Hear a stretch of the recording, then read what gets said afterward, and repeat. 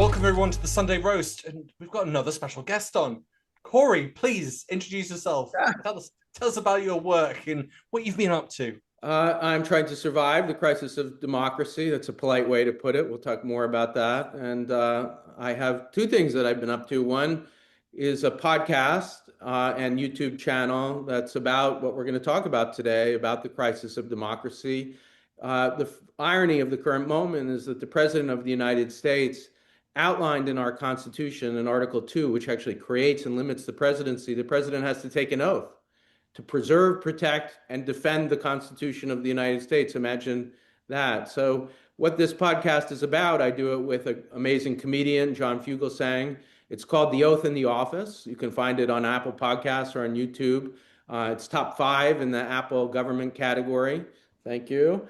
And we've existed for about a year. And each week what we're doing is using that idea of the law, of the oath, of the Constitution to hold it up against the horror that we're seeing every week, the destruction of democracy by Donald Trump and his cronies like Pam Bondi, the Secretary of Defense, Pete Hegseth, the use of the ICE stormtroopers to really destroy our Constitution. And we're really trying to hold Trump to account, and we're doing it with guests. We had Preet Bharara, the former U.S. attorney, was fired by Trump. It prefigured a lot of this. He talks about how at the time that he was fired, he might not even take a phone call from Trump. That he was worried so much about the independence of the Department of Justice. And we use his story to prefigure what happened. So The Oath in the Office with John Fugelsang is my main thing that I'm up to. I also have a book that unfortunately predicted what's happening called The Presidents and the People, and it's about why, and we'll get into this, the structure of U.S. presidency itself is a loaded gun, that it's dangerous. It assumes a good person in office. They assumed George Washington at the founding, but some of the skeptics of the U.S. Constitution, like Patrick Henry, foresaw what was going to happen. He said, well, what if you have a bad president? What if now this is going to sound familiar, what if you have a criminal president?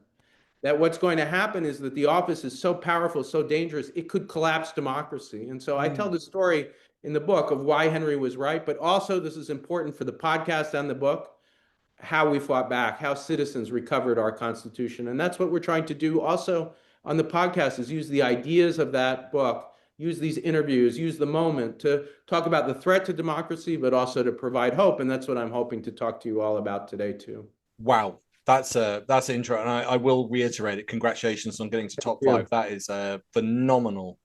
And considering what's going on in the United States and some of the other people that you must be competing against, that is, and to do it in a year, dude, you've smashed it. Like that's. Yeah, thank you, sir. And, it was an honor to be on with you and to see what you're up to and the way that you're using this medium of YouTube to take issues seriously, to reason rather than to just be sensationalist. And I was inspired by what you were doing and others.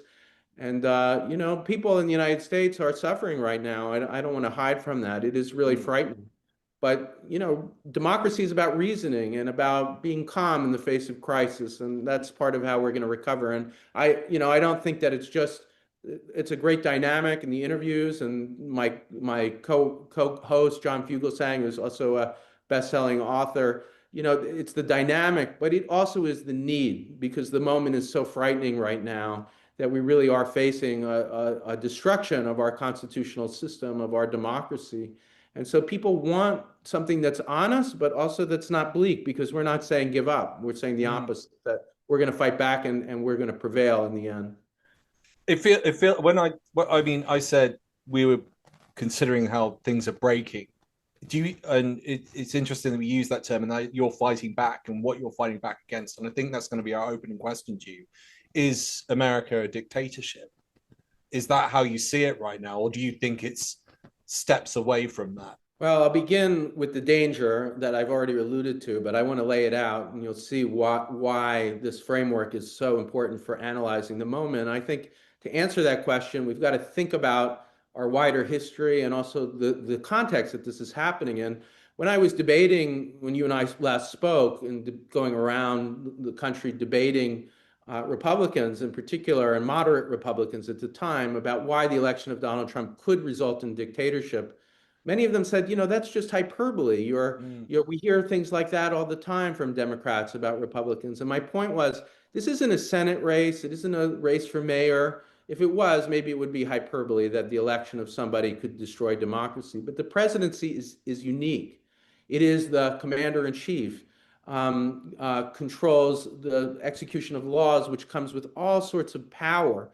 Just the scope of the federal government in the executive branch dwarfs any other entity in the world, really. It's more than 2 million employees work for the executive branch under the control of the president, and he's been more and more successfully, with the aid of his Supreme Court, controlling those 2 million as pure loyalists, even though their job is supposed to be to carry out the law.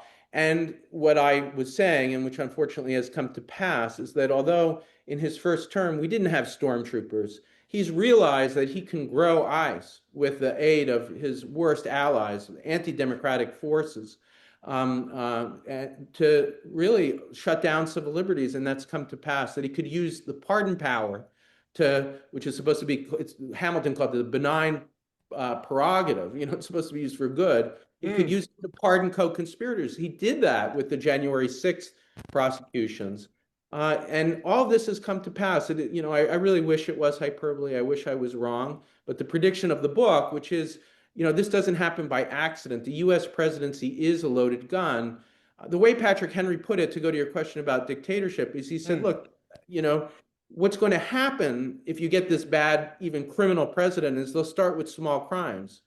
And then he says, what force will stop this criminal president? And his answer is none. So the criminal president will realize there is no force to stop him and get bolder and bolder. And now this is a quote, until he makes one final push for the American throne. That's Henry's line. In other words, the presidency is so powerful that it will be used to crush the remnants of the other branches of the judiciary, of the Congress, if they don't willingly go along with it. Now, the surprising and awful thing about what's happening in America is that those branches are not standing up to him. The Congress is aiding and abetting his destruction of democracy. And so we have lower courts that are giving us instances of pushing back, but the Supreme Court is aiding him. And I know we'll talk about the immunity decision, a lawless decision, a place where that's happened. And what all this does amount to is certainly the danger of dictatorship. Now, have we fully collapsed? We are on the scale, on the road to dictatorship, not just a little bit. We are well on the road. But there are things that are happening that are giving me hope still. And one is the lower courts. And we can talk about that, how judges are pushing back, including Republican judges trying to hold the Department of Justice in contempt when in a deportation case that I'm happy to elaborate on, the Department of Justice refused to listen to a judge, the deportation to a gulag in El Salvador of a man named Abrego Garcia. And, this judge and others like him that's Boasberg, are holding this president to account. And that's happening again and again. And ultimately, the argument of the book, which I am hopeful about, is when we have seen past destructions of democracy. We saw it during John Adams' presidency, literally the shutdown of the opposition party, the shutdown not just of free speech, but of political opposition. Even the vice president was worried about his own arrest. That elections are often what save us. And I'm hopeful about the midterms and certainly the next presidential election. I'm not guaranteeing that will be the way that we recover, but that's where my hope's coming from. That's what we said, Al, wasn't it? The midterms are a good check on the power that Trump's got. The polls are defeating him a little bit now. Yes. He's floundering. But I think that the midterms, if he is really dented, will break, because we've had this here with Brexit in particular, this sort of magical belief which we won and you lost. And even though it was so close, we were literally just sent to sort of like, you're insignificant and we've got power over you. And hopefully those midterms will switch that power. And for us now, what we're facing, obviously, the polls and the chaos here with Starmer have dented the sort of flush of we've won all of this power and these seats.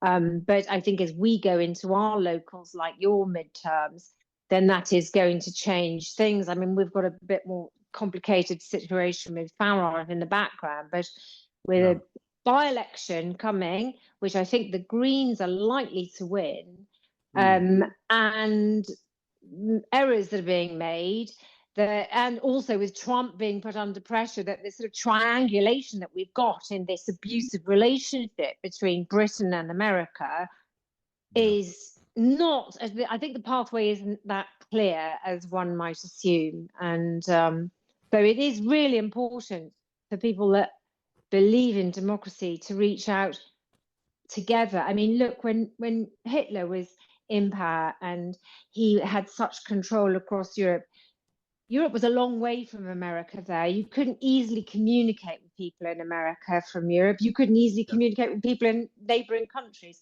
Whereas now we have got these tools which really are important. And if you read Anne Frank's diaries, then what we're doing is we're doing Anne Frank's diaries in real time, and connecting and bringing that together. And every single person has responsibility to engage in this and just put their weight into saying, well, no, I do not want that, and engaging and then actually putting power into elections when they come. It's funny. And I think, sorry. No. It's just funny because both of you seem to be touching on something that Socrates warned about, which is very interesting. It's about the knowledge and know-how of the public and who they're voting for. And that's like over 2,000 years ago. He's giving that warning about democracy. And it's interesting because people sort of look at it and reference it as like a point that suggests that Socrates has got it all wrong and that he doesn't really like democracy. And it's not that. It's like he's saying you need an educated public. And it feels like we don't have that at the moment. There is an issue there. There is a gap. There is so much hypocrisy coming on from far-right figures, and people just either don't want to or cannot accept that. And you have to go, is that education? Is that brainwashing? Is that down to something else within the human condition? Because it doesn't make a lot of sense. Like, all the stuff coming out with Epstein would suggest that 20 to 30% of the American public are just going to back him regardless. It's the same with Farage. He seems to always get that 30%. Same with Adolf Hitler, 30%. Same with Mussolini, 30%. There's this magic 33% number that keeps coming up, and people keep going towards these authoritarian figures when the economy goes bad. So it's an interesting sort of question that you both touched on there with Socrates. Sorry, go ahead, Roy. No, I think it's very helpful. And what it brings out, and both your comments bring out, is that I think there is an anemic way that sometimes people see democracy, which is whatever elections result in. I mean, the way Donald Trump puts it in the most crude way is, I won the election, I can do whatever I want. And he sometimes cites the US Constitution, which does not say what he says, but he says, I have in Article 2 the same thing that limits the presidency by saying your job is to obey the law. He says, it says I can do anything I want. Now, of course, it says the opposite. But if you just think of democracy as, okay, somebody's elected, they have complete power, that misses the fact that through democracy, in the Weimar Germany example and our two examples in our two countries exemplify this. No, you can, through elections, elect leaders who are devoted to the opposite, to autocracy, to the destruction of democracy. And we're increasingly seeing that. And Donald Trump's polling, yes, 40% approval still, at least the last time I checked, and from The Economist.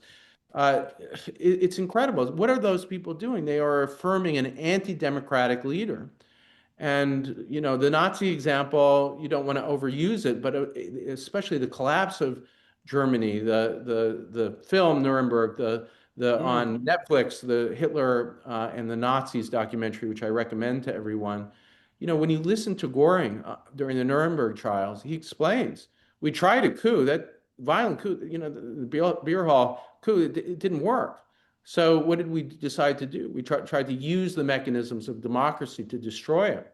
And that's what we're seeing in our two countries, is an extreme right, authoritarian right, that really wants to use elections to destroy democracy. Will they succeed? They might. And that's part of what Patrick Henry's warning about. I mean, that we're both in dangerous situations. One thing I'll note about the U.S. circumstance structurally in our Constitution that makes it, increases the danger, is that we don't have snap elections, we don't have no confidence votes, and so we really, are stuck with this president for another 3 years, unless, and this is not, it's a much more complicated process, unless we can, of course, impeach him. It requires 50% of the House and 2/3 of the Senate. And we tried that twice. There have been 4 votes of impeachment, meaning in the House of Representatives. 2 of them were Donald Trump's.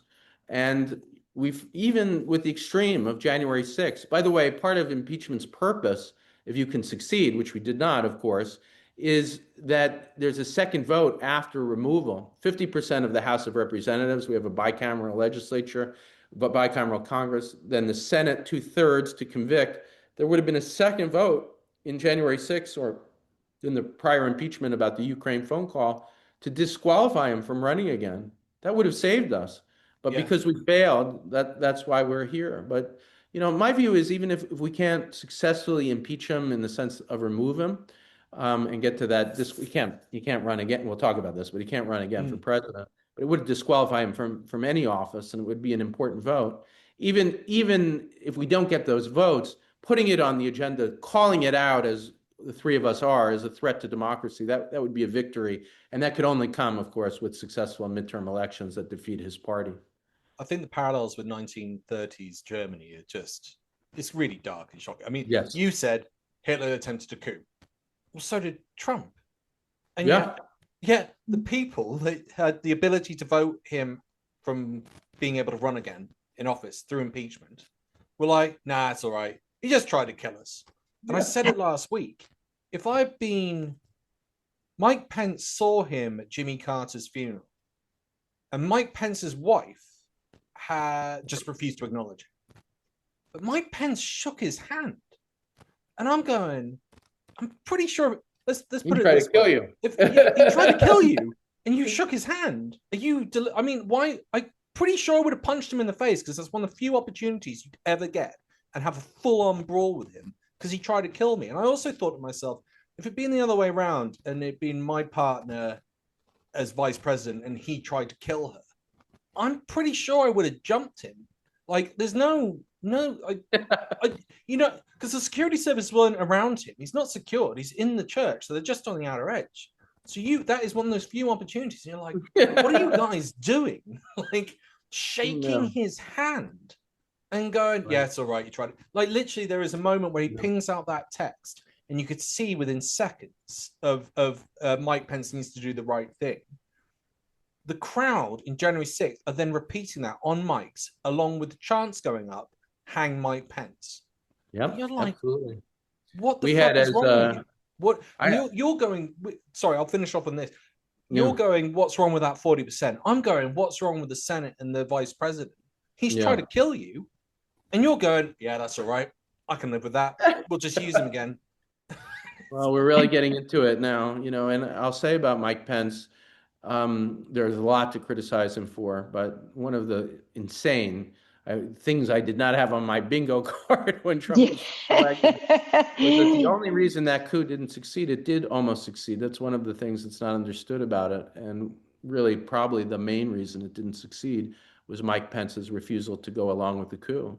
We had on the Oath in the Office podcast 2 weeks ago now, I think it was one of our most important episodes, the most important person you've never heard of, whose name is Tom Jocelyn, and he's the author of the January 6th report. And while the Department of Justice was dragging its feet, refusing to prosecute the people involved in the coup, including Donald Trump, what he did famously with Liz Cheney and her committee, and he was the person, the senior staffer who wrote the report, is they organized materials, like what actually happened, how did it work, and what the report shows, and what he talked about giving on the Oath in the Office podcast, a lot of information that isn't in the report, is how close it came to working.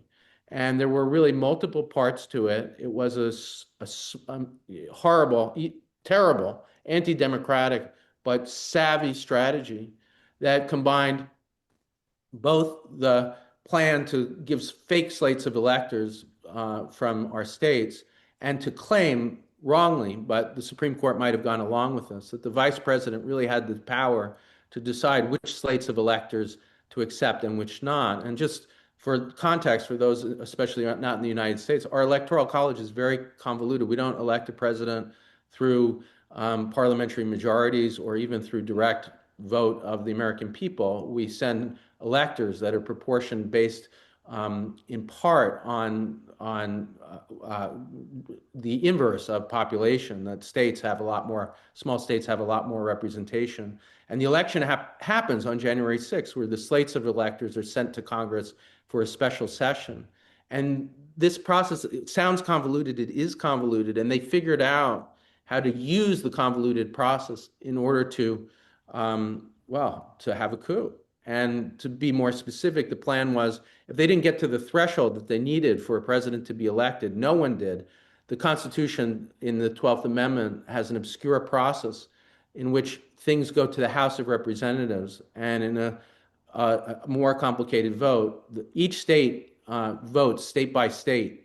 And in this process, they had the votes for Trump to win. So that's a long explanation of how it was supposed to work.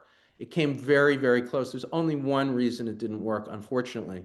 And it's not some story of it's Mike Pence. Mike Pence, under advice from people like Dan Quayle and others, refused to go along with it. And that's the only reason why this guy didn't stop the election.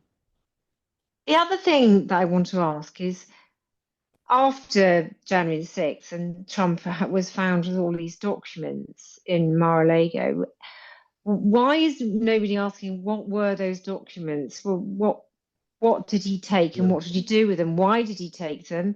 And nothing seems to ever come up about that. It's almost as if everything is just about Epstein now and nothing else. I mean, Epstein is important, I get that, but it does seem to also be a useful distraction. There were two cases that were brought against him, and these indictments were filed, and he would have been convicted had it not been for the immunity case, which we'll get into later, and what they had it not been for the Supreme Court. And the two were, one, what you're referring to, the documents being illegally taken from the White House, and he was told repeatedly that this was illegal and warned, and he was recalcitrant, just kept doing it. And they were serious enough that the indictment from the Department of Justice is under the Espionage Act.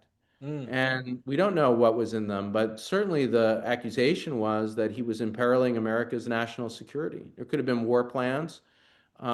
He was showing it to people. They were in bathrooms in Mar-a-Lago. There easily could have been espionage from America's enemies that were walking around. Now, this isn't just some theory. This is what he was actually going to be on trial for. It sounds like this episode of Family Guy or The Simpsons. Like, this is not what you do. This is not one. The bathroom.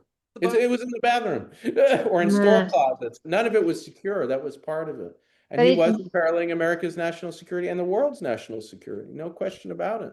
There could have been nuclear documents. We don't know what it was. I mean, the other case, of course, was what I'm talking about, the plan to subvert our democracy. That was the other indictment directly in January 6th. But they both were, he was indicted and convicted on a charge of falsification of business records. Much less important than these other two. And, he is a convicted felon. That is a felony. That was by the Manhattan District Attorney.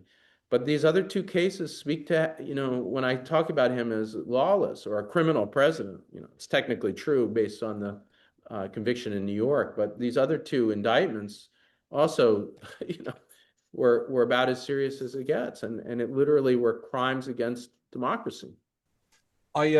There were two things that you brought up. I'd love you to tell a little bit more to our audience. One was, what did John Adams do, and what is in Article 2? Yeah. So I'll start with John Adams. I mean, part of the point of the presidents and the people, and one of the things we're doing on the podcast, by the way, and we'll do it now, is to just provide context, because the instinct is always to say, we've never seen anything like this. This is unprecedented. And of course, there are unique things about the moment. But we have also seen things in American history that are like this, and in particular, using the danger of the U.S. presidency in order to threaten democracy. And I'll start with George Washington, who, everyone knows, of course, was the first president of the United States. He gives this amazing second inaugural.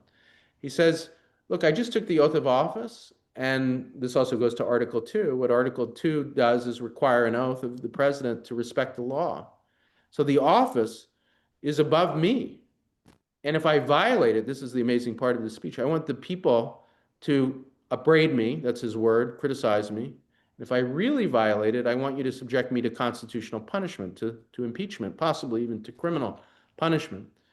That's the opposite of the way John Adams saw the presidency. John Adams admired British monarchy, and this is going to surprise you both, but he thought that the British monarch was too weak and that Parliament had usurped the role of the crown.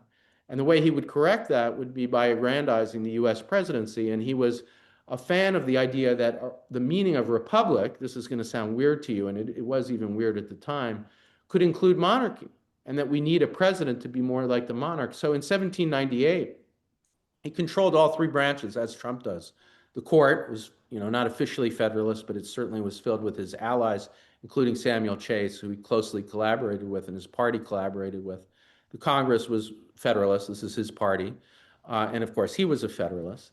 And what the party decides is that the Democratic Republican Party is so dangerous, they're sympathetic to the French Revolution, so dangerous to their idea of monarchy, that they had to be shut down. And with the Sedition Act, passed in 1798 by Congress, signed by the president, and used to be thought in 35 cases, I show in the book more than 126 cases in the presidents and the people, was used to silence critics of the president. And we're talking about, saying things like this guy is a monarchist, which he was, saying that the court is unjust, calling out foreign policy decisions. And Jefferson himself, under the arrangements of the Electoral College at the time, we've switched this now, the second place winner in the previous election, so in 1796, that was Jefferson. His opponent was vice president of the United States and president of the Senate.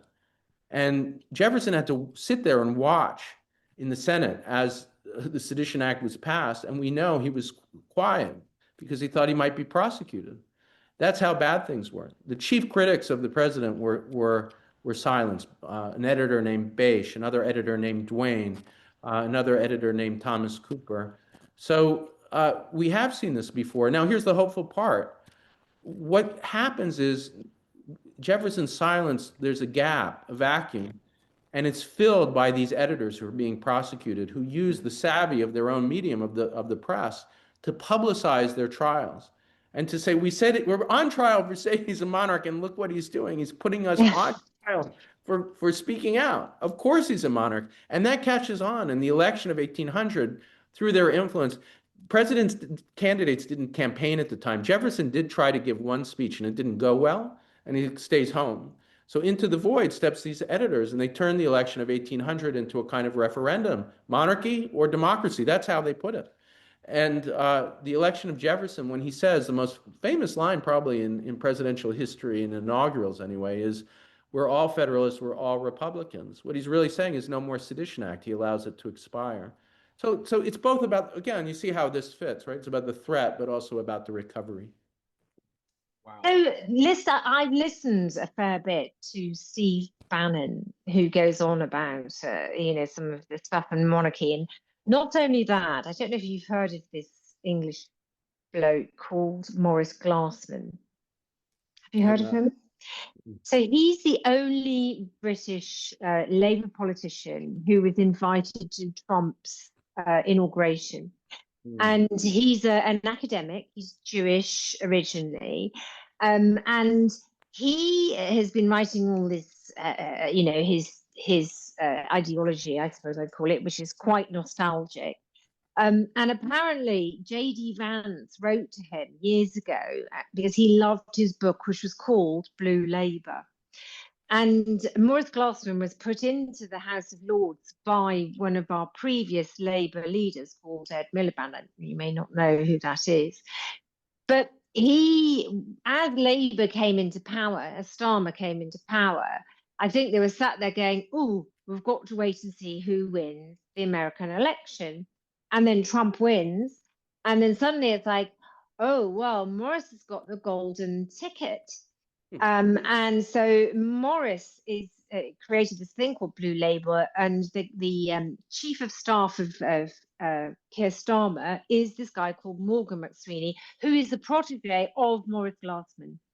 So if you look on GB News, Nigel Farage, when it was first launched in the sort of early days of the 21, 22, spent ages talking to Maurice Glassman. And if you're nerdy like me and you're sort of like going, what's going on? I have listened to the chat between Nigel and Glassman and some of the others from the IEA and so forth. But the one thing that comes out is that there is this real push for believing that we need to go back to the rule of kings and that the kings are everything. Yes, full normal service has been resumed, and my guest this evening is Lord Maurice Glassman, who joins me on the programme. Welcome to Talking Pints. The King. The King, absolutely. Now, we're looking, of course, behind us here, for those watching on television, at the Palace of Westminster, where you have been ensconced for a while. Since 2011 as a Labour peer. Must have been fairly extraordinary. We've had the joint meeting of the Lords and the Commons, the speakers of both, the King, and to me as a Brexiteer, that sovereignty, the King in Parliament, that is what it was all about, isn't it? Our sovereign king, our sovereign lady is now the sovereign king, and it was remarkable, Nigel, because I love the ancient constitution, the balance of power rather than the separation of powers. I think we've got a stronger democracy than America, for example, or France. I think there's more to it. And what happened was the Speaker of the Lords, Speaker of the Commons pledged their fidelity to the King. But what the King said was he pledged to support democracy and liberty. So that was the covenant. It was, yes. We haven't got a social contract, we've got a covenant, an institutional covenant. Who is absolutely in the sort of pre-war period of feudalism. He hates the post-war settlement. He hates the welfare state. He believes in the working man, and all of the struggles that we had probably pre-first war even. And it really is about pushing everybody down and elevating the court system, I would say. But yeah, he literally had an absolute ball there. And after Trump's inauguration, that is when the Labour government started using executive powers, but secretly, and diverging away from EU regulations, which is a real problem we farm, so it's a real problem for farming, and it's a real problem for our trade deal with Europe. And that has been going on here for some time. But now the power here is ebbing away from that sect or that group. And so at the moment, the rest of the Labour Party, which is why our system is different to you, in that the rest of the Labour Party are saying, actually, we've had enough of this. And the body of MPs are pulling Starmer away, and he's under threat of being toppled. So I guess that is the difference in maybe they are right. Maybe Parliament does have more power over the sovereign ultimately. Although Parliament has been severely weakened since Brexit, but if there's enough collective power, then they still do have that, which is important. And the King is weakened as well by former Prince Andrew, whatever he's called, Andrew Mountbatten Windsor. Predator, Andrew, I think his name is. Where's he going to be sent off to? Saint Helena, or where's he? Yeah. Where's he going to be exiled to? They reckon the Middle East somewhere. Well, he had an offer from the Sultan of Brunei. Oh, did he? Yeah. Can you imagine? I'll add to your Glassman story. He was the only British guy, to my knowledge, that was invited in the tundra. So Boris Johnson and Nigel Farage weren't invited in, but he was. And I believe he claims Steve Bannon walked past and pointed at him and went, he's the guy. Yeah. JD Vance is in love with him. Yeah. He got his book and was like, this is the answer to all of our problems. Go on. There is in the United States, and there's a lot of cross currents. Certainly, a deep anti-democratic ideology that, on its face, is nakedly about the destruction of democracy. I mean, one of the things I'm saying in The Presidents and the People is we've long had both authoritarian interpretations of the Constitution and democratic ones, and they're often just at odds. And we certainly are in a moment like that now, where a lot of the authoritarian ideas that would really collapse into a dictatorship, the presidency would use the weakness of our system. There are intellectuals who are head-on recommending it. And what's strange is, it's often completely incoherent and a mess, but it combines with the kind of populism. That's what Trump says. I was elected.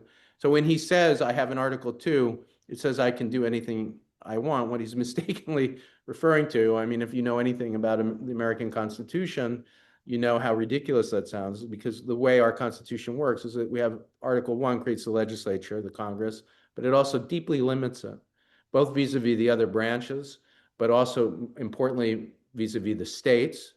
And eventually it's limited by, not long after the enactment of the original Constitution, a Bill of Rights demanding a right to free speech, expanded in the 13th, 14th, and 15th Amendment to the idea of equality or equal protection. So the Congress is limited. The president is limited by the other branches, by the states, by the Bill of Rights. And the Article 3 creates the court. And the symbol of that is, that's the name of the podcast, the oath in the office symbolizes that the president has to say these words, the idea of constraint. So when President Obama and the Chief Justice administers the oath, they flubbed the oath during Obama's inauguration. They redid it in the White House because they wanted to get the words exactly right, symbolizing how important this oath is. Now, Trump, he's instinctually authoritarian. He doesn't have any intellectual ideas behind it. So, J.D. Vance and the various academics who I could mention who are supporting them, I don't think that's what's going on. He just instinctually, somebody who seeks his own narcissistic power. And that combines with the weakness of our system. And yes, bolstered by some of these intellectuals. And then what's really horrific and what makes it so dangerous is bolstered by the Supreme Court.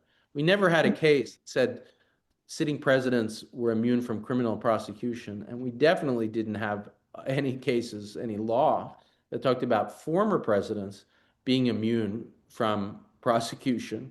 And we have actually text in the American Constitution that to me makes it clear that certainly former presidents can be prosecuted. But even there was a debate about sitting presidents. There wasn't, I talked about in the book, about the efforts of Grand Jury 1, the residents of Washington, D.C., that voted to indict Richard Nixon. Now, that vote was undermined with the promise that he'd be indicted after office, and Gerald Ford cut that off with a pardon. But that's how different things were. There wasn't a serious, I think there was a serious understanding that, yes, even a president could be indicted, and we've come so far from that. And it's really a result of a court-imposed protection of this president.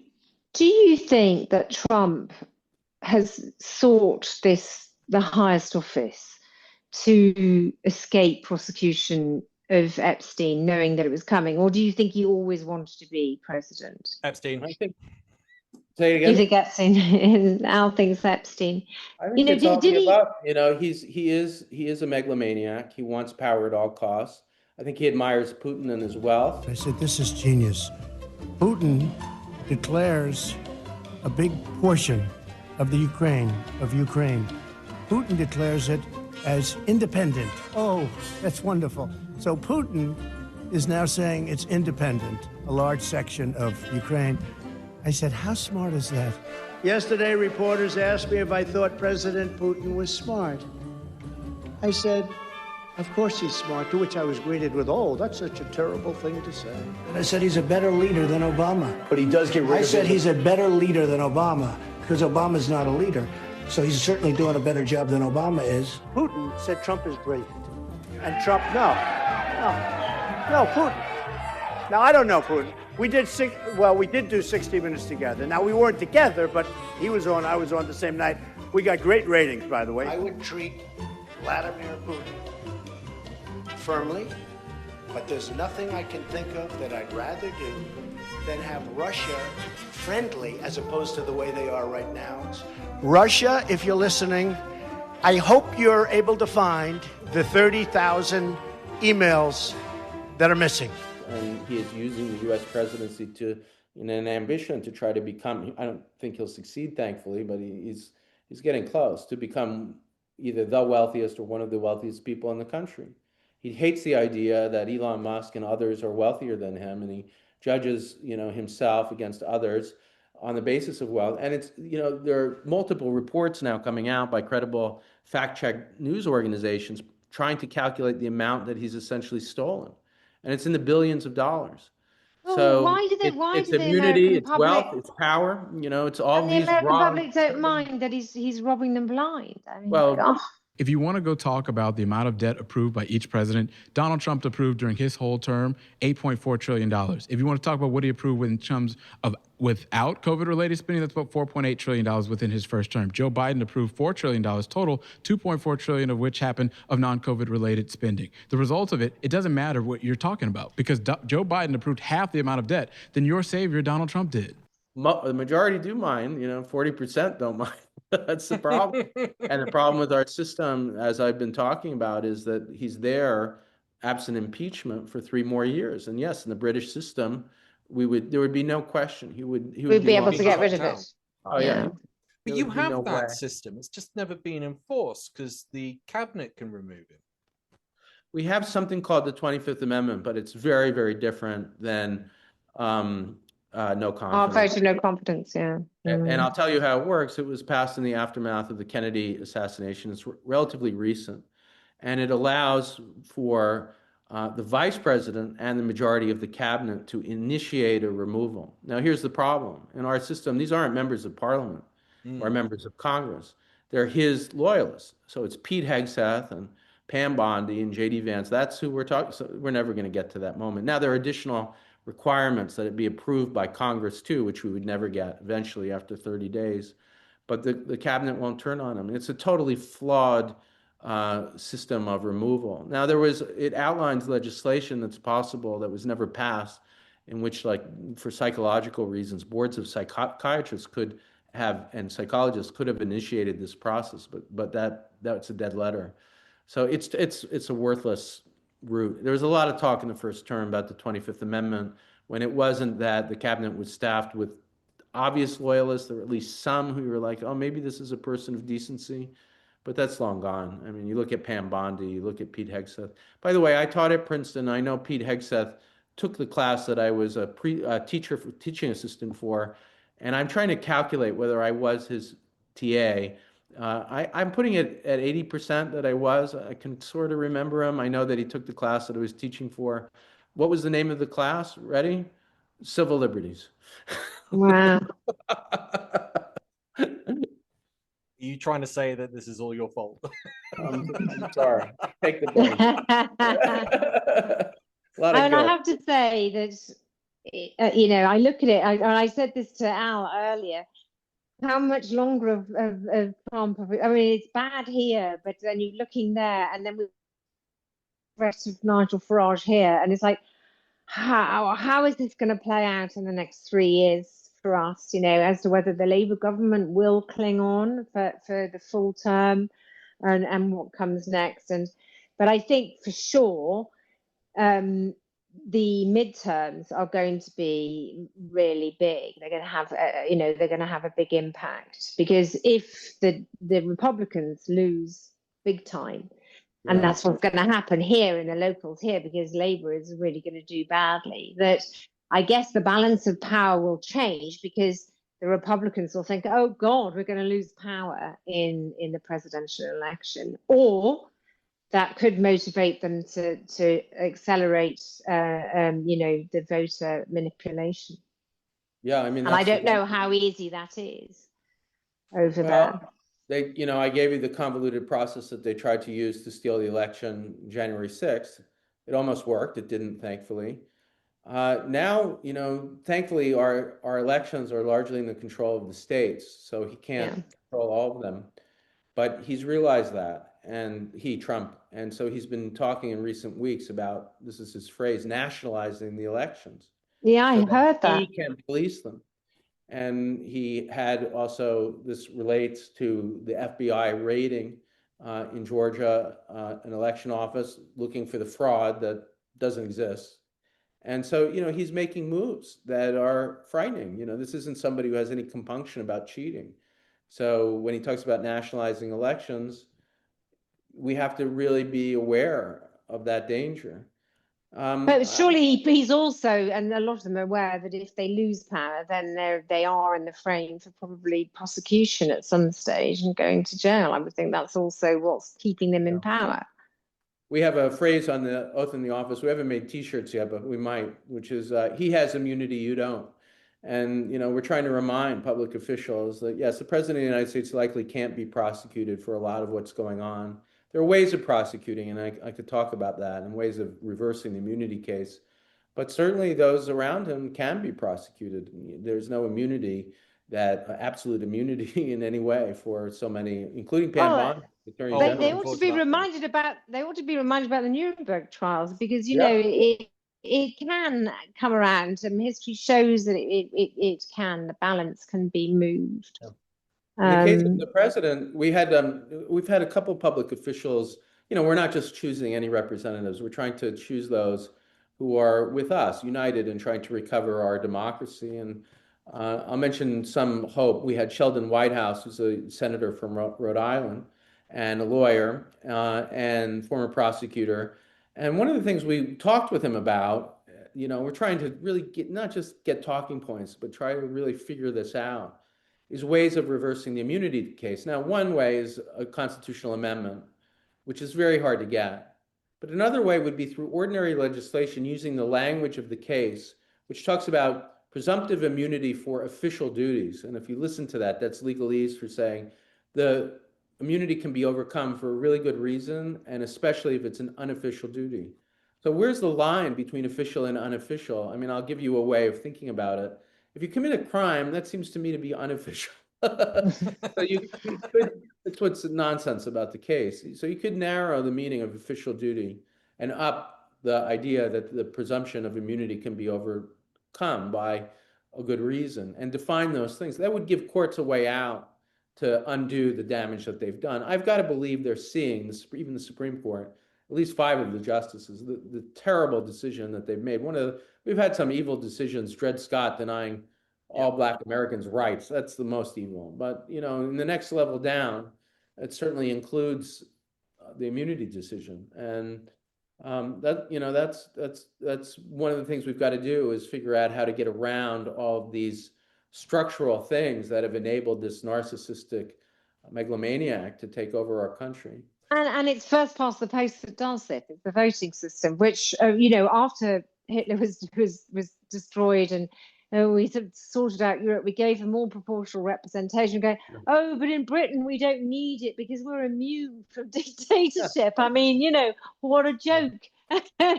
And it is first past the post. Can it happen here? No. American exceptionalism. No, it can. It is happening here. I mean, we're looking down the barrel of a gun where 30% could win a majority. And that is terrifying. The thing is, we have elective dictatorships here. Really, it's been going on really since Thatcher's day, I would say, with the whipping system. And it has broken now under Starmer. Thankfully, that we are finding some, and I feel vindicated because I voted Labour, not because I like Starmer. I was hugely skeptical of him. I knew what he'd been. I knew he had authoritarian tendencies. But I'm very proud of the fact that there are some really good MPs in the Labour Party, and we must give them support because it's tough. And it has been really tough, but they're winning. And I think they're in power now and in control. And Morgan McSweeney has gone. So, change is coming for us, and that's got to be celebrated. I've talked about the weaknesses of the American system, but just to go on your point, to fully agree with you, it's not that British democracy is in some way immune to dictatorship. Of course, it too can collapse. And it doesn't have to be a majority vote for 51% fascists for that to happen. And the example in Weimar shows that the Nazis never won a full majority. I think my understanding I'm thinking of Benjamin Hett's book about the collapse of Weimar, I think it's in the 30s, the percentage of vote. But yet they're able to use that plurality in order to. They got a coalition. Yeah, they did a coalition. That coalition does collapse the system into eventually naming, Hitler leader. And after the death of the president of Hindenburg, the worst dictatorship in history. And that didn't happen through majority vote. It happened through, it's a sort of hybrid of presidentialism that they have in Weimar and parliamentary, but the parliamentary part plays a large role in that election. Right? Yeah, but it is linked to psychology and the ideology of narcissism. It is that. And I've done a bit on psychology, and there are we live in there's people that live in two different realities. You've got your empaths, and then you've got your narcissists, and unfortunately that other side is attracted to this scapegoating and this feeling of power, the nationalism, and those of us that are on the herbivore side tend to be a bit passive and sort of give in to them a bit and go, okay, well, we'll give you some space because we feel empathetic. But it does change, because I think you put up with it and you put up with this, and then after a while the empaths find their strength, and so that's that's what really has to happen. And that's why Putin has managed to keep his power only by making sure that that people are so poor and so weak and so scared. That's the only way they can continue the domination. So yeah, and I think too, a lot of the stuff that we're talking about can get very abstract. And when I was talking about it, between the terms and worrying, trying to warn people that this was not a normal election, that we were going to have a dictatorship. And I was on NPR and all these various news stations debating people who were taught very basic political science, and the Federalist Papers talk about the three branches of government, and that we've got a bureaucracy that's going to hold. And I was trying to explain at each move how our system, and through a lot of Supreme Court decisions, has undone the checks and opened up the possibility that we really could have a dictatorship if this narcissist were to win. And that really is what's happening, that our system in particular, and I think it could happen in your system too, has just given way to. And now, one kind of on the hopeful side, on the point of empathy, when you're talking about it in the abstract, this was the point I wanted to make, that when you're talking about it in the abstract, it can sound like, what, really? Is that really going to happen? Rule of law, these are phrases.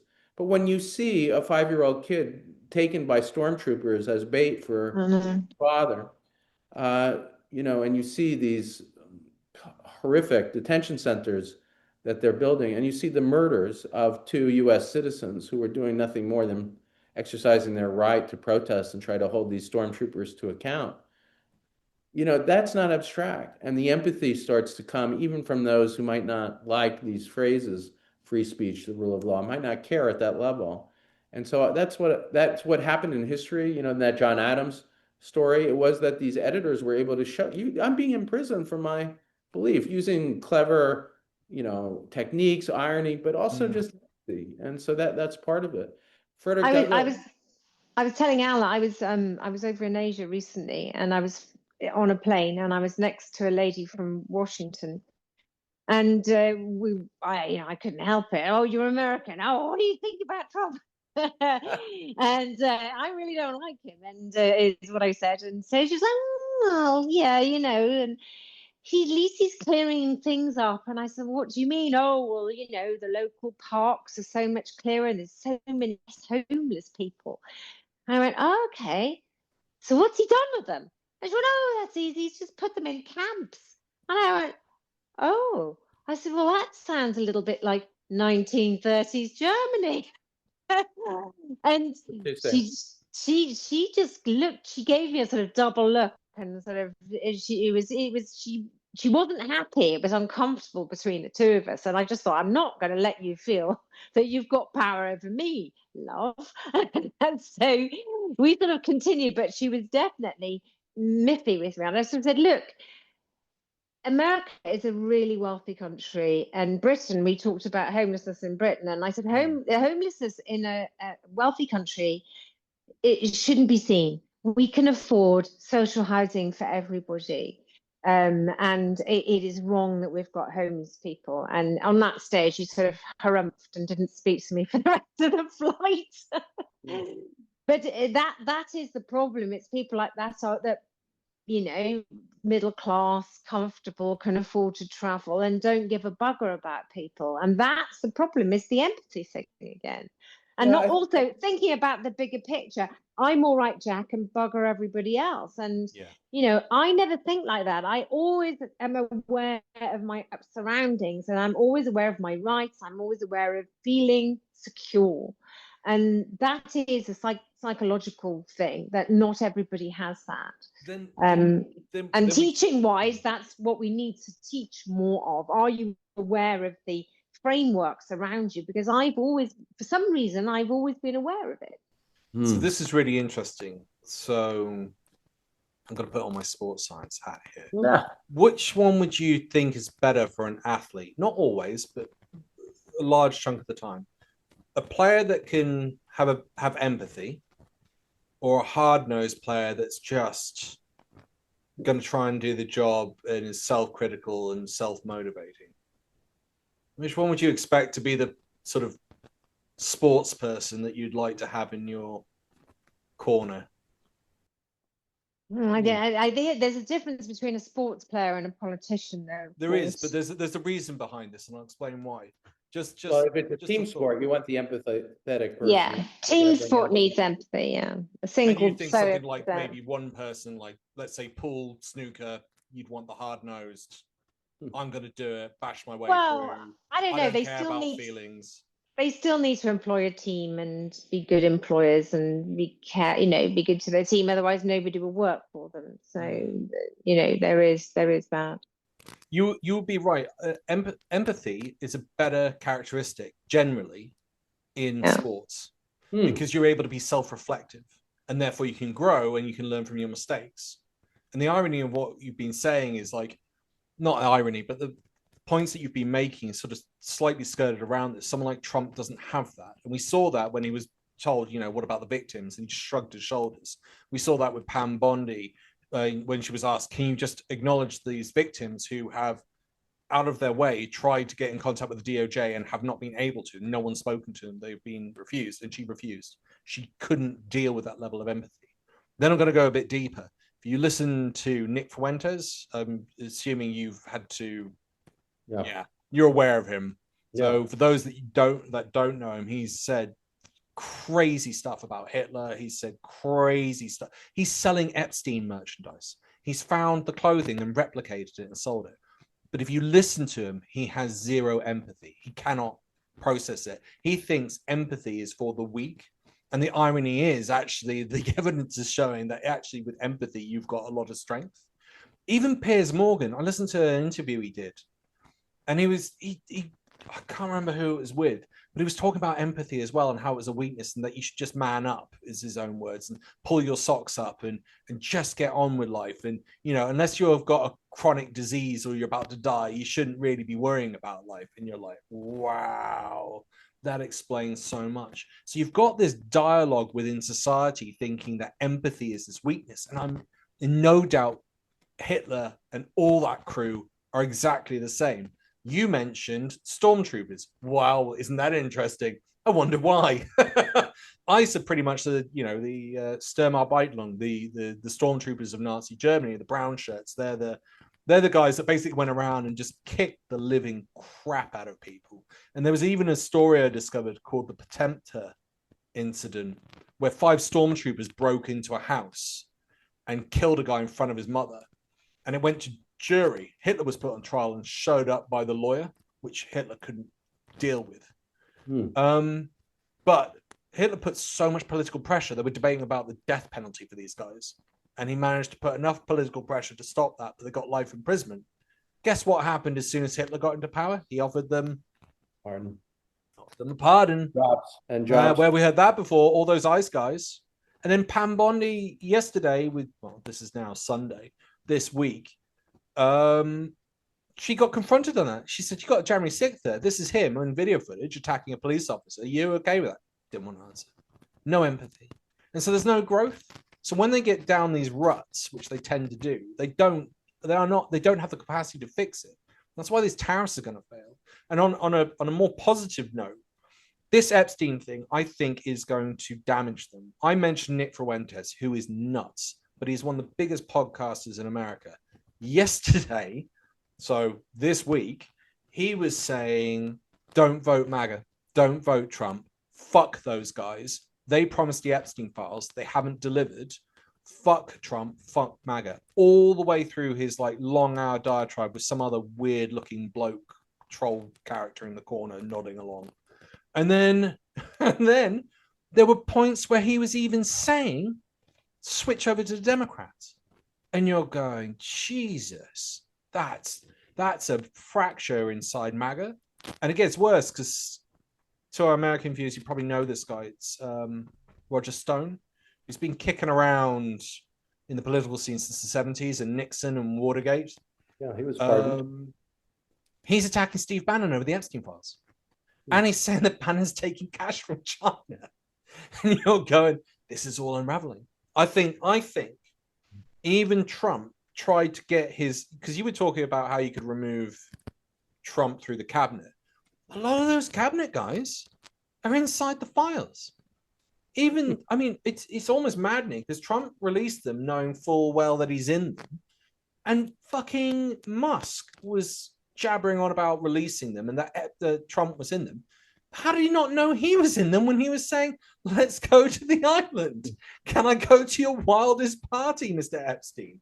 And you're going, I almost feel like he is Lutnick as well, the Commerce Secretary, who said, I dumped Epstein on the first day I met him, was like saying in the emails something along the lines of, oh, my ship's coming into your area. Do you mind if I dock and bring my kids? After he's been convicted.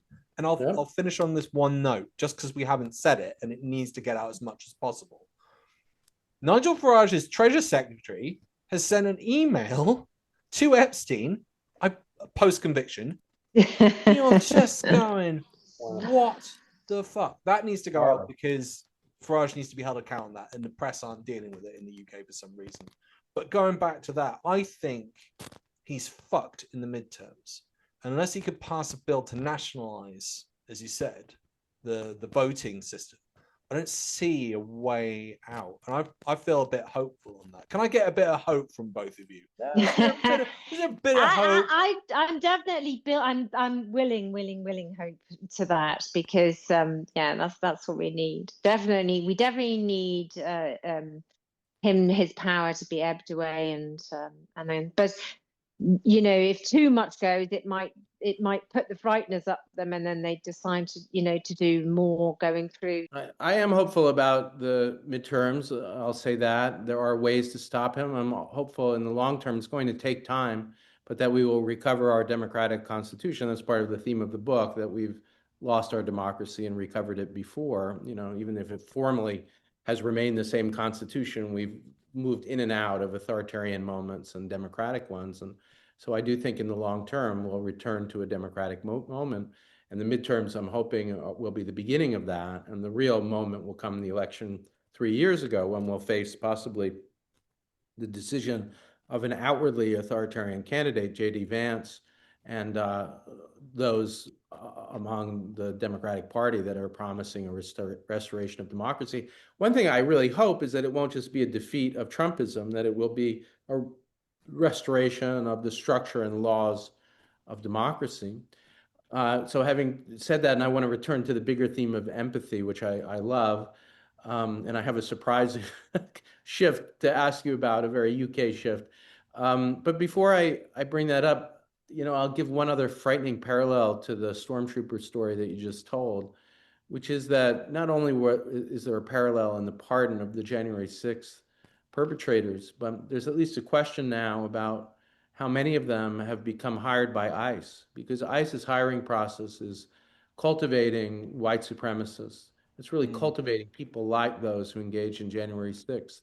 There's at least one example of a leader of January 6th that's been hired by ICE, and there's now congressional investigations into how deep that goes. So you could really see the parallels with the frightening story that you told. On empathy, I love the idea that there is something powerful in the end about empathy, and certainly leadership requires empathy. Now, here's the ball I'm going to throw out. I'll make it a cricket ball or something. Not a baseball. in the US, we can now get Poldark. Is that something that you all watch, the TV show? God, not on for a long time. It's Do very you old. hate it? Do you Right? love it? I am addicted to this show, and it is all about empathy. There's this narcissistic, capitalist. Maybe you know of this from Yeah. watching it, who is just Yes, I the have worst. watched it many I mean, years he ago. is a symbol of just the worst elements of capitalism. No empathy, only selfishness. And then you have Poldark, the, noblesse oblige, filled with only empathy. That's all he's got. And every time the noblesse oblige Poldark, we could talk about the kind of harkening back to an earlier time in that myth, but the main point of it is it's really a soap opera, set in the 18th century. But the Poldark's empathy is what allows him to prevail every time over his enemy, this narcissistic anti-empathy. Somebody who's not even capable of even understanding what empathy is. He's just empathy deficient. And that's why I think it's addictive, because you just see how goodness can win out. And so I love that point that the sports metaphor reveals that empathy can. Yeah, I mean, we used to have So only one of you have the seen it. whole feudal Alex system. hasn't. No. Is the whole feudal system that we had, where you had the barons that controlled everything, and a lot of that has come through into the British class system and the boarding school system. I went to boarding school. I went to a fairly liberal school, but some of the old-fashioned schools are still very much, they teach you to not have empathy, really, and to be in the order and in the sort of wanting to get up the power chain. And that is something that we could do without, really. I mean, one of the many wonderful things about Poldark for an American, and I don't know how long it's been on Netflix, but you can watch it now in the US, the whole series, and I'm kind of watching it, binging it, is that he's a soldier in the American Revolution, of course, on the British side. And so for an American to be like, oh, this is the story of a British soldier attacking the Great Revolution, and it's like, cool. And then, of course, you just grow to like him and to see all this goodness in him, and as he goes home. And he doesn't go to Oxford or to boarding school. He just sort of, is left to his natural state, I guess, is part of it. But it's war also that brings it out, the horrors of war and seeing killing. That's part of the story. Anyway, I don't know. So, what is your review of it? When you watch it, or I'm wondering if it's like what the equivalent here would be, like the two of you watching some soap opera. The last time I watched Poldark is probably about, oh my God, I don't know, 20 years ago, I think. But you did see it. Yeah, it but used to this be is the before modern. I haven't seen the new one. I'm talking about the old one. It's the new, I didn't know there was a new version. I'm thinking about before we had Netflix, when it was just terrestrial television, and we had 3 channels, and I'm like, oh, I better watch Poldark. This is nothing else. Great acting, modern, film, cinematography. Also, Cornwall, my God, I lived in England. I did my master's degree at Cambridge in political thought and intellectual history, and I traveled around a lot, but I never went to Cornwall. And seeing these shots of Cornwall, I don't know if it still looks like that, but I was like, oh, I have to go there. Sorry, I know. Cornwall is very pretty, but it's in the summer is very full of caravans and tourists. So there's much better coastline in West Wales, where I come from, Wales. The Welsh coastline is rugged and beautiful, and the sea is very clear. You get to see dolphins and seals out there. So yeah, Cardiganshire, Pembrokeshire, for me, is much better than Cornwall. And I just had to mention Poldark, though. I'm giving you some travel advice. Yes, go to Wales. One thing I'd say about Wales, they've not been good on their tourism sales. I need to be head of tourism for Wales. Today's sponsor is. Sponsored by Poldark. We're looking for the power of empathy. That's how we got started. And as much as my history and analysis of law can help us, and I think obviously it is important to understand this power, we're looking for ways. My co-host on the Oath in the Office, John Fugelsang, was one of the first VJs for MTV and VH1, And his That's music where I history- knew him from. Yeah, and he was the host of America's Funniest Home Videos. He's had a long career, and he was an actor in various films. But at the time, VH1, if you got hired to be a VJ for MTV, you have to know a lot about music, and so his music history is incredible. And so Bruce Springsteen just released this amazing song about empathy, about ICE and its lack of empathy and its attack. And so I found that as we move between these topics, the heavy constitutional historical topics, just finding moments of empathy, as you said, and its power. And Bruce Springsteen, certainly, who had faced a lot of abuse, and his music is, defined by empathy. That's one of the places when you're talking about hope, in addition to the midterms, that, Americans who might not be fully tuned in, but they love his music. They can see it. We talked too about the song Ohio by Crosby, Stills, Nash and Young, and John Fugelsang informed me how much Neil Young really wrote and crafted the song.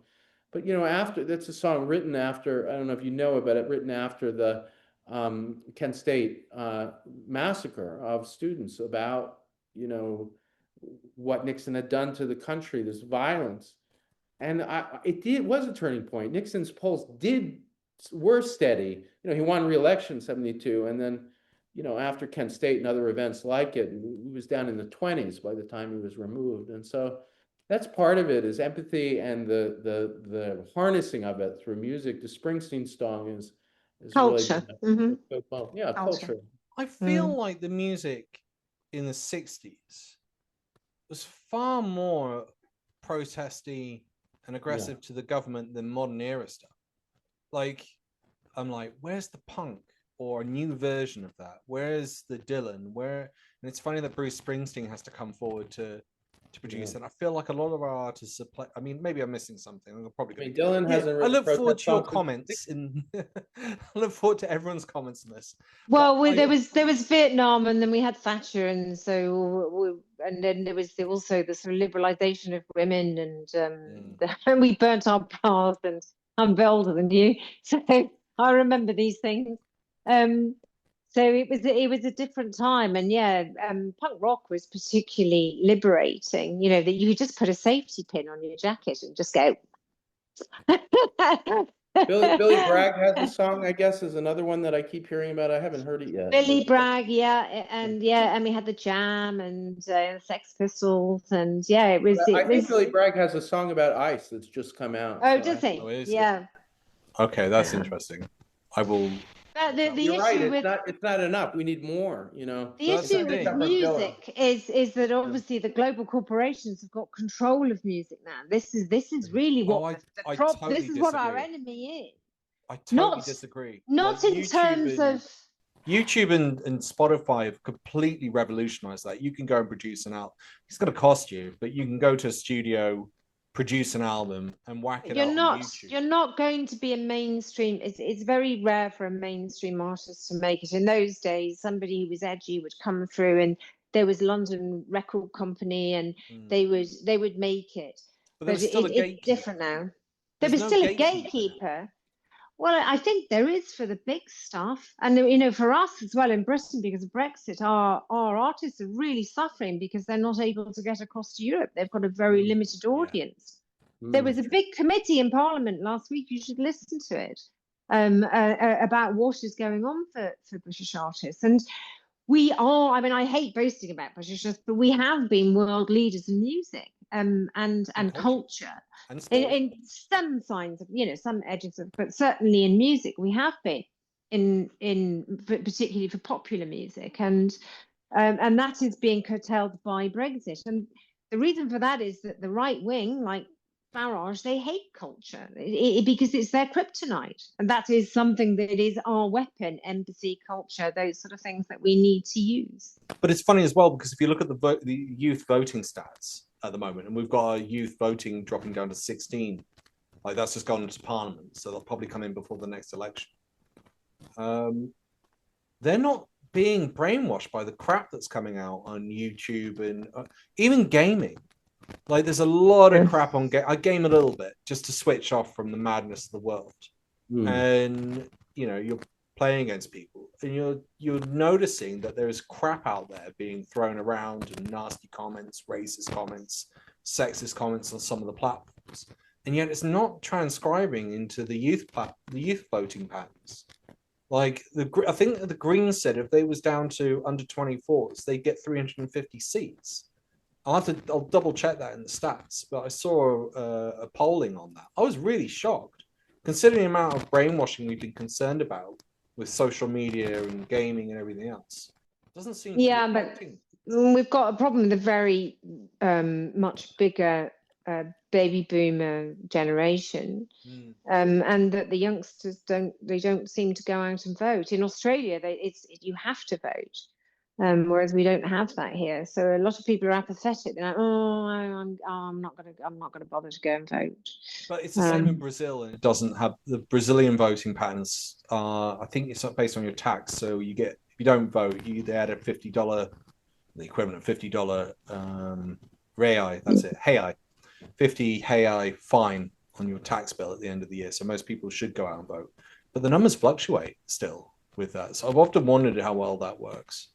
I think that whilst it's good that the Greens are rising at the moment, the only problem with the first past the post is that it's splitting the vote on the left. And so really what we need is for the Labour, the traditional parties, to rise up again. I'm hoping that the Conservatives rise up again, and I hope that Labour does find its feet again. It's good that the Greens are doing it now, because they're pulling the Overton window back to the left, and that's motivating Labour MPs to start, getting rid of this right-wing stuff.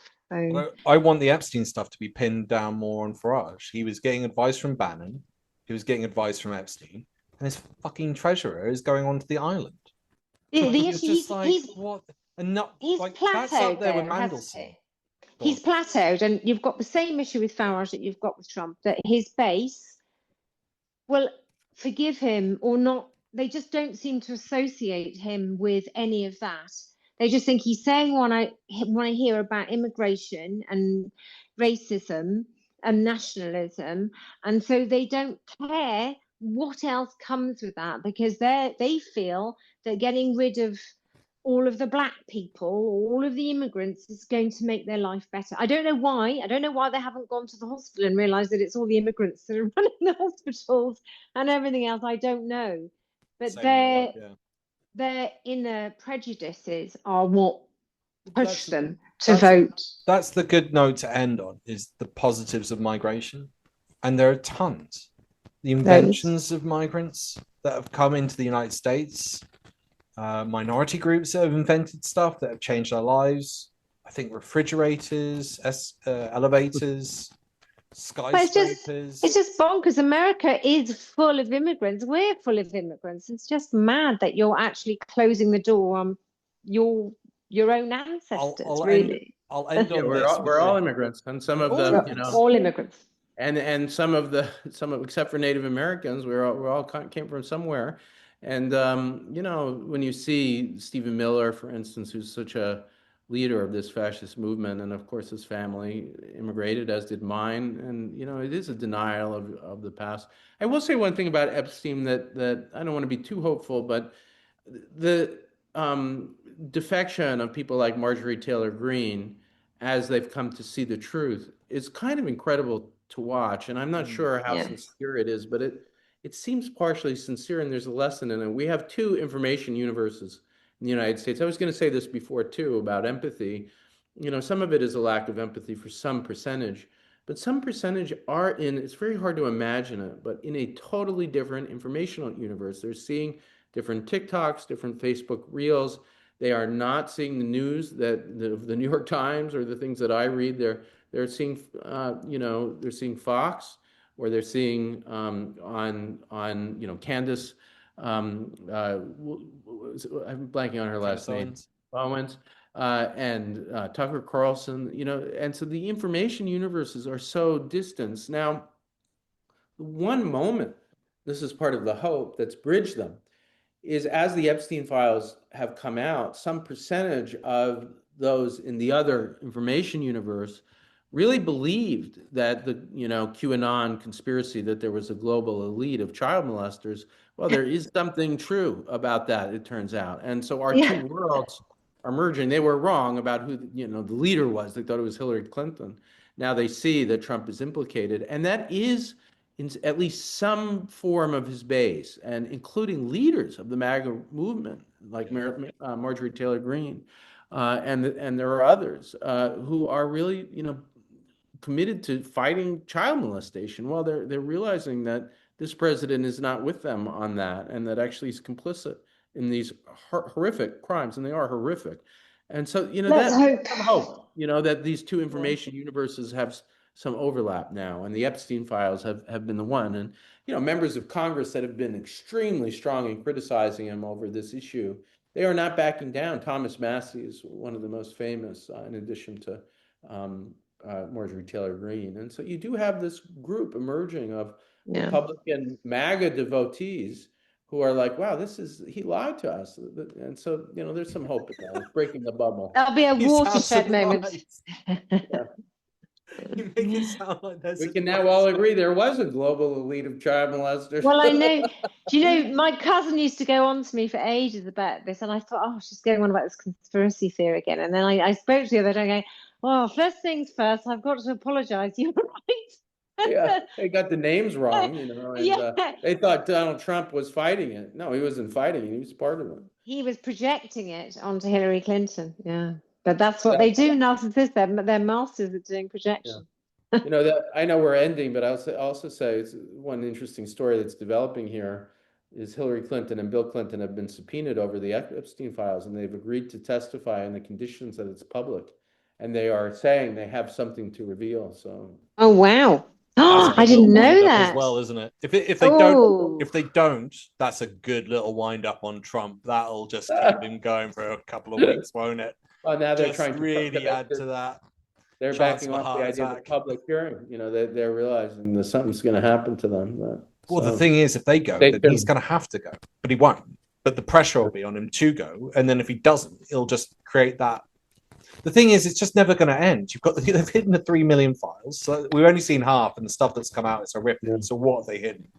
And that's we've been going at this for And then he must be paranoid now. He must be feeling threatened. He has to be. Yeah. He must be worried about. One indication that he is he started all of a sudden making public statements about how great Bill Clinton is. You never heard that before. Has he?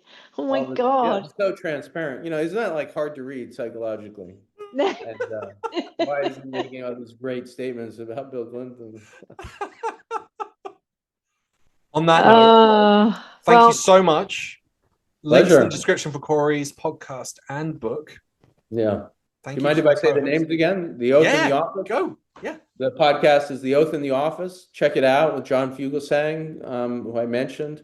Preet Bharara, who led the Southern District of New York as the U.S. attorney, a major position in our justice system, was fired by Trump, talking about that process of being fired and how it prefigured what we're seeing here. The guy who wrote the report on what happened January 6th, members of Congress. If you want to understand our crisis, I think we're doing now, this is very un-British, but I think we're doing an adequate job. I saved it. I was about to go in a direction and I was like, oh no, I gotta save it. We're doing an adequate job. And the book is called The Presidents and the People. It's available in the UK. The subtitle is 5 Leaders Who Threatened Democracy and the Citizens Who Fought to Defend It. Perfect. Thank you. Brilliant.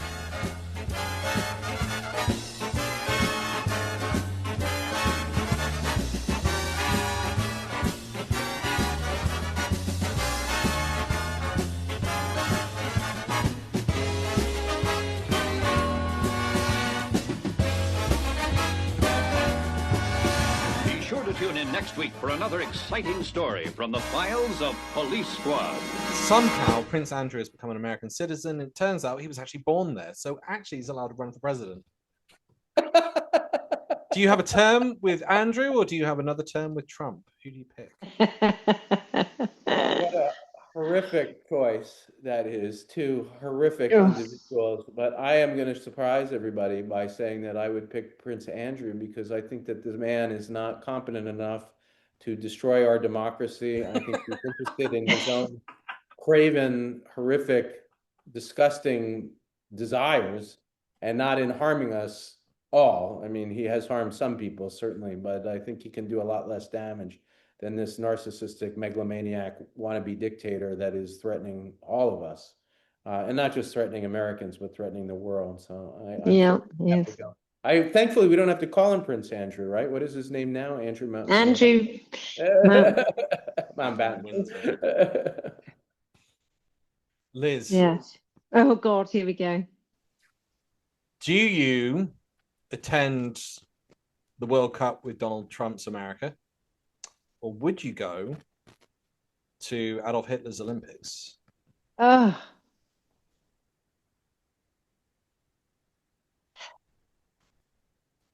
You're actually having to think about this. It's that bad. It's that fucking bad. You're having to debate. I think it's a real dilemma because I promised myself I won't go to America until Trump is gone. And then that's quite a devout thing that I vow I've said to myself, I'm not going there. And so the thought of having to go back on that vow, but then to go back on it, to go back in time to Hitler's Olympics, well, I might have to go back in time because I might be able to change history. I might be able to teach them some empathy. I just don't know if I can face Trump. Besides which, they would have gone through my social media and I probably would be locked up. I wouldn't make it. Yeah, or you get deported by ICE and put in a camp. There was an Irish guy, wasn't there? That they said they'd locked up for 3 months. I know. I had an amazing experience. I gave a speech to in Finland to a group sponsored by the Finnish Parliament. So there are a lot of members of the Finnish government, and then I met with scholars of the United States, Finnish scholars who study the U.S., and a lot of them were talking about just what you're saying, that they didn't want to come. They had research that they had to do, but the danger that their social media was going to be searched was too much. I've heard about other universities that are giving burner phones to faculty who are coming to the United States. One of the things on the podcast that we're covering extensively, really in depth, is the assault on the First Amendment by saying that you don't have a right to free speech if you're a non-citizen. It's an incredible and a false claim perpetrated by this administration. And they are obviously violating our free speech clause, which doesn't apply just to citizens. It's a limit on government. And by searching these phones, looking for critics of the president, it's really a shame. They're admitting it in court that they don't believe that there's a First Amendment right if you're a non-citizen. Horrible. That's insane. It is horrible. Yeah. I'll add to that because we didn't touch on it, but it was the Pam Bondi revelation that came out as well yesterday. The Congress have only got access to 4 computers to go through the unredacted files, not a computer per congressperson. No. Which would make sense. 4. Then they're chaperoned. But there's been a claim as well that everything that they're looking at is being logged and registered under their name. And you're like, so you're tracking, like this couldn't happen in the UK. Like Trump would have been removed by the Conservatives or Reform or for trying to pull this on their own parliamentarians. It's quite an interesting safety device. Well, the reason why even we have the files are laws passed by Congress, and that law is supposed to constrain the Justice Department. But even here, they're inverting it to try to have power over the members of Congress to pass the law. That's why I've been using the phrase in the office, self-coup. And, there are military coups from the outside. That's the paradigm. But there's also what political scientists call self-coup, when from the inside, the executive branch tries to destroy the judiciary and Congress. And that is what we're seeing. And this is a paradigmatic example.